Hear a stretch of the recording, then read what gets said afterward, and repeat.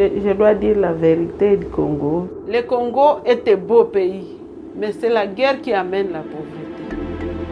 Le coltan, nous avons le coltan ici, auquel c'est une richesse que tous les pays du monde entier en veulent. Parce que ce sont eux qui connaissent l'importance de ces minéraux. Ils les transforment et nous revendent la matière finie. Et quand on veut arrêter même la vente de ces minéraux, c'est tous les pays du monde qui fait beaucoup de bruit. On se dit, est-ce que c'est les minéraux, on se bat contre les minéraux ou bien on se bat contre les personnes? I traveled to the war-torn, mineral-rich region of North Kivu in the Democratic Republic of Congo.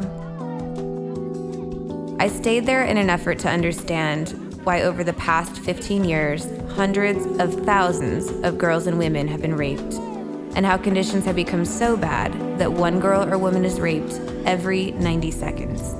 La violence sexuelle, c'est une arme que les belligérants, les associés du pouvoir, ont commencé à utiliser comme arme. C'est une sorte d'arme, ils cherchent à neutraliser les femmes pour qu'ils puissent peut-être gagner ou bien l'autre échouer. Butembo is a bustling town of over 800,000. It's the center of the diamond and coltan trade for this region. Neighboring countries export tens of millions of dollars worth of diamonds and minerals each year. The people hardest hit by the conflict for these minerals see almost nothing. Le Congo, d'autres gens du Congo sont en train de dire que c'est à cause des téléphones que la guerre ne peut pas se terminer ici au Congo. While there, I worked with Coperma, a nonprofit made up of everyday Congolese citizens, and none of them have any guarantee of a paycheck at the end of the month. But the workers of Coperma risk their lives every day.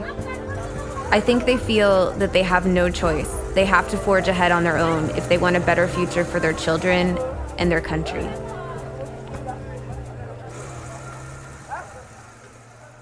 I also worked alongside American humanitarian Amy Ernst, who was working as Coperma's rape crisis counselor and a freelance journalist. Amy and Coperma would set up meetings in mud huts in rural villages where girls and women had recently been raped. We went to collect their testimony and determine how Coperma could help them. Goretti is a 21-year-old single mother that I met during my stay there. 5 years ago, she woke up in the hospital after being brutally raped by 10 soldiers. 16 years old, she was alone and afraid. 9 months later, she returned to the hospital to give birth to a daughter. Jina langu Aridi. Penda jue ya mtoto. Niko napiga shu na mchele. Mie maisha yangu nilikuwa kanapenda maisha yangu kuwe mzuri, na mie nikuwe saa wengine niendelee mbele, maisha yangu kuwe bie sana. Njo vile nishaka shangala maisha yangu nishaka haribika ovyo. Na nasikiaka lakini nasijue kama ni nini.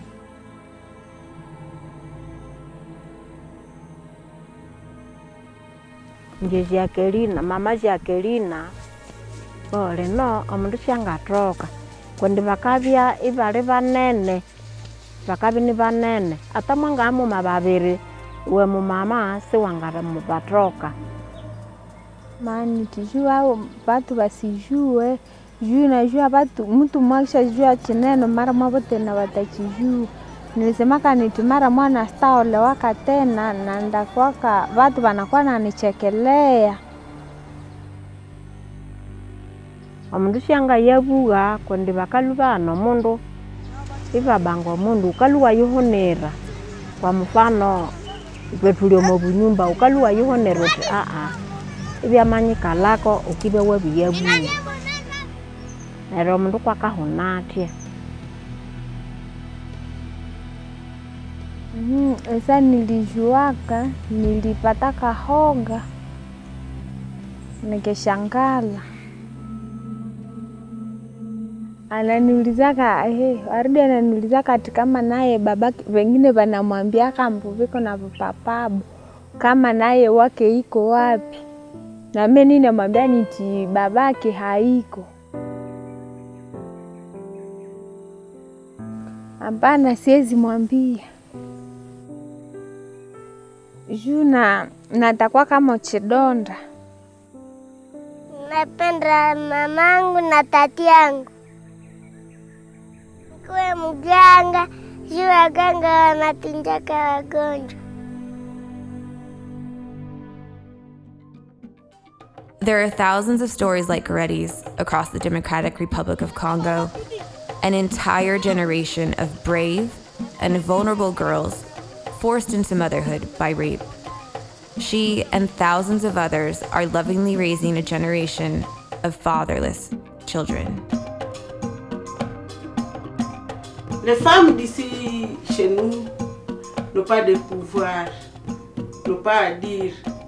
Les femmes, oui, certaines femmes ont étudié, mais ils n'ont pas de poste de commandement. La guerre du Congo, les guerres du Congo sont faites par les belligérants, les assoiffés du pouvoir. Quand on est assoiffé du pouvoir, on fait enrôler derrière soi une troupe de militaires. Alors chaque belligérant en a au moins 2 ou 3 troupes de militaires qui est derrière lui. Et ce sont ces militaires qui font la guerre ici au Congo. Les civils commencent à violer maintenant parce qu'ils sont en train de copier les militaires.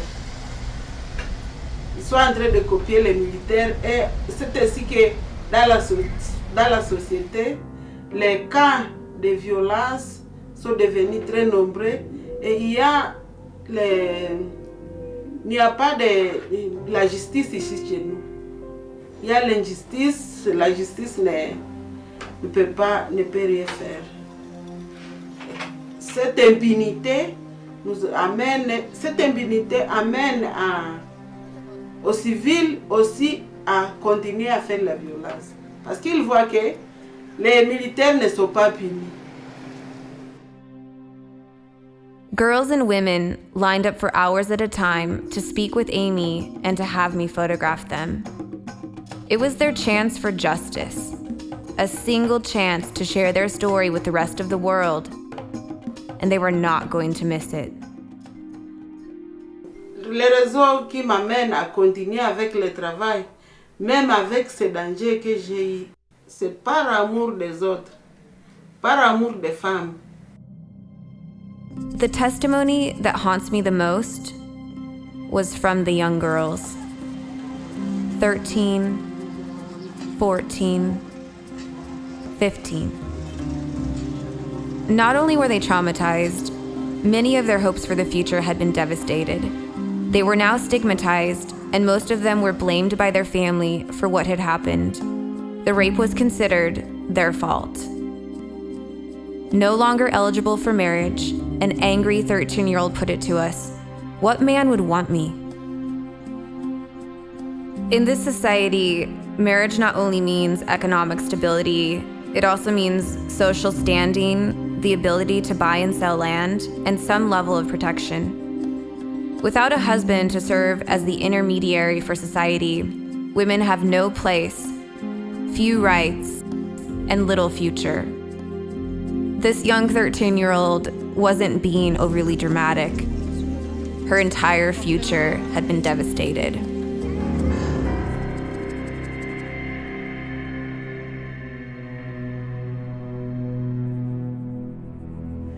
Bon, on ne sait pas ce qui se passe, on se demande la violence. Les hommes n'aiment pas les femmes.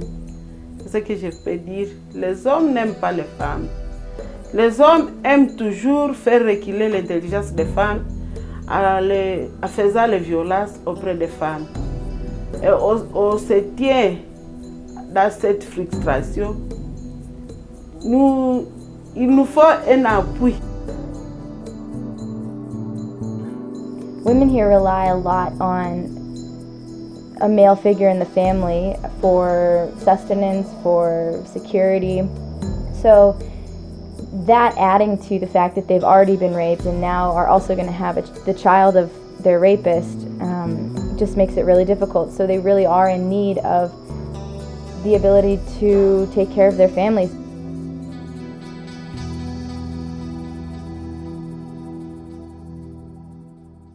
Il faut une sensibilisation des hommes et des femmes sur les genres et le développement.